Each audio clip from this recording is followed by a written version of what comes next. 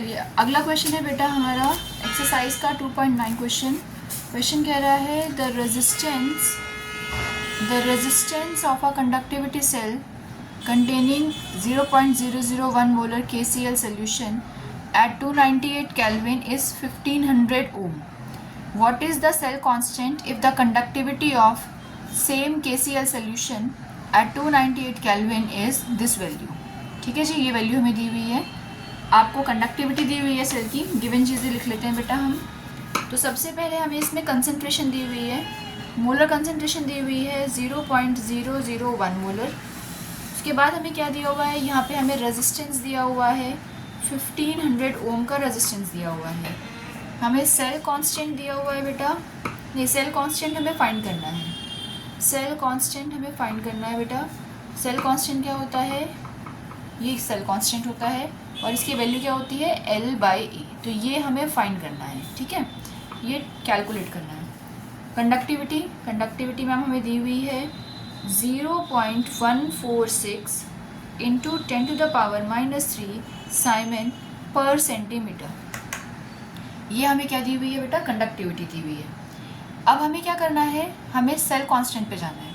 तो cell constant का formula कहाँ से मिलेगा, कंडक्टिविटी जो होता है बेटा ये रेजिस्टिविटी का रेसिप्रोकल होता है। दैट मीन्स अगर किसी वायर में रेजिस्टिविटी है तो उस वायर में कंडक्टिविटी भी है। कंडक्टिविटी और रेजिस्टिविटी का इन्वर्सली प्रोपोर्शनल होते हैं। जैसे कंडक्टेंस और रेजिस्टेंस क्या होते हैं, इन्वर्सली प्रोपोर्शनल होते हैं, उसी तरह से कंडक्टिविटी और रेजिस्टिविटी भी क्या होते हैं, इन्वर्सली प्रोपोर्शनल होते हैं। और आप लोगों ने सीखा हुआ है रेजिस्टिविटी का फॉर्मूला क्या होता है, R/A/L।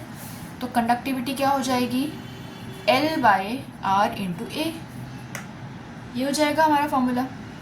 तो अब हमारे पास क्या आ गया, conductivity is equals to 1/R/L/A। अब L/A देखो क्या है मेरे पास, ये है सेल कांस्टेंट। तो K/R is equals to L/A। इसको मैं लिख सकती हूँ सेल कांस्टेंट, क्योंकि यहाँ पे मैंने मेंशन किया हुआ है सेल कांस्टेंट निकालना है हमें।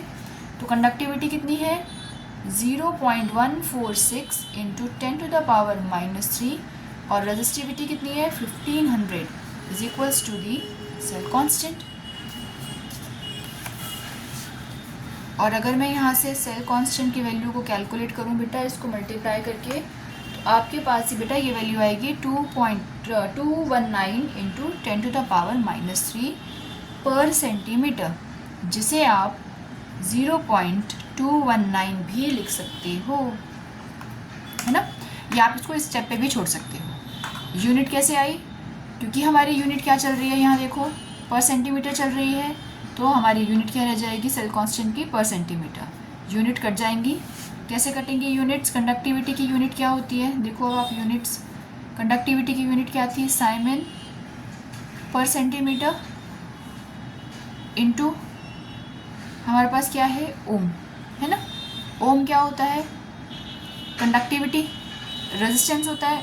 तो अगर मैं इसकी यूनिट कंडक्टिविटी के हिसाब से लिखूं तो ये क्या हो जाएगा मेरे पास, पर सेंटीमीटर इंटू 1/साइमन।